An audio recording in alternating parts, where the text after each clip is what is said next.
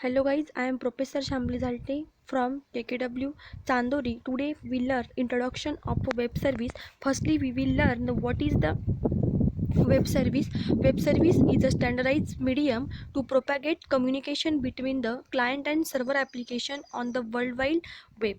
A web service is a software module which is designed to perform a certain set of tasks.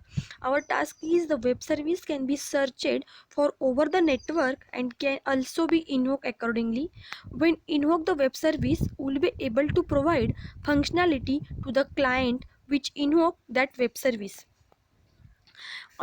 Our next topic is types of web service. There are mainly two types of web service. First is a SOAP web service and second is a RESTful web service.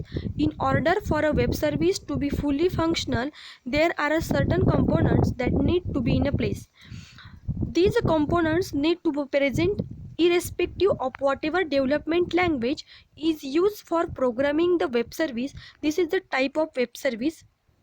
Our next topic we will discuss SOAP. SOAP means Simple Object Access Protocol. SOAP is known as Transport Independent Messaging Protocol. SOAP is based on transferring XML data as a SOAP message. Each message has a something which is known as a XML document.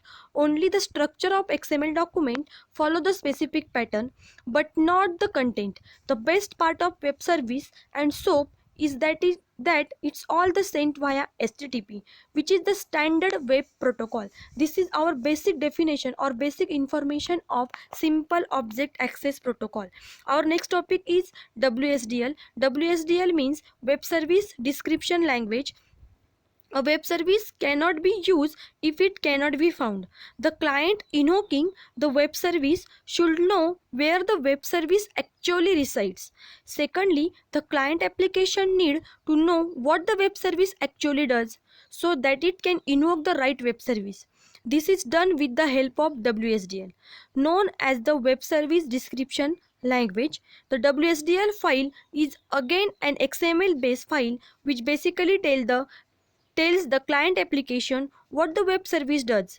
By using the WSDL document, the client application will be able to understand where the web service is located and how it can be utilized. This is our basic information of WSDL.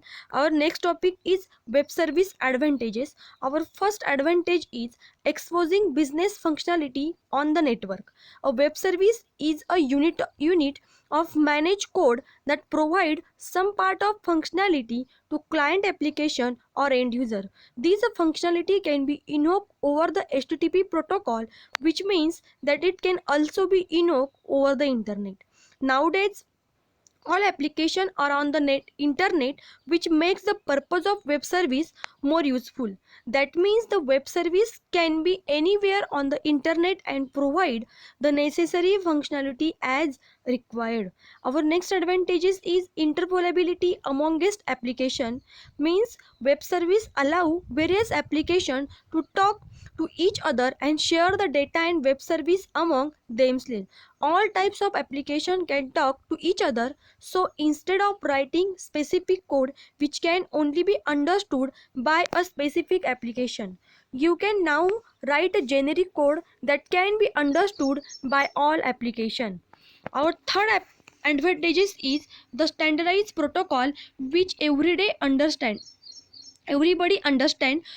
Web service use standardized industry protocol for the communication.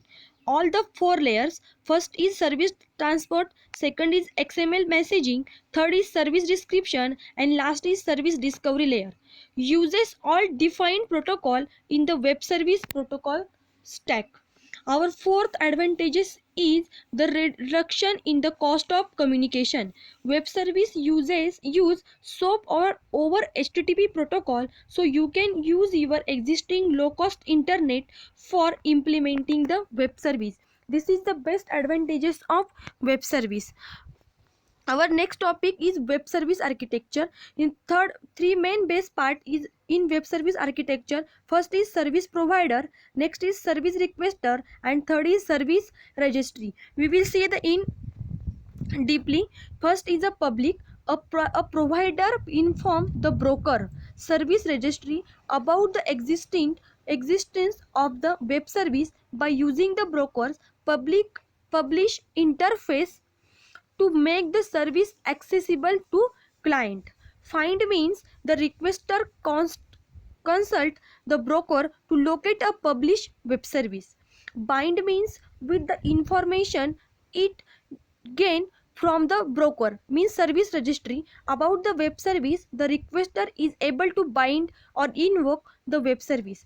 Second topic is of provider. Provider means the provider create the web service and make it available to client application who want to use it.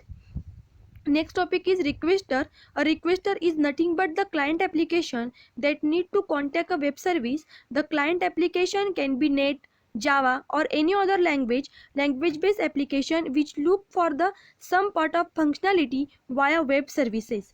And last one is the broker. The broker is nothing but the application which is provide access to the UDI.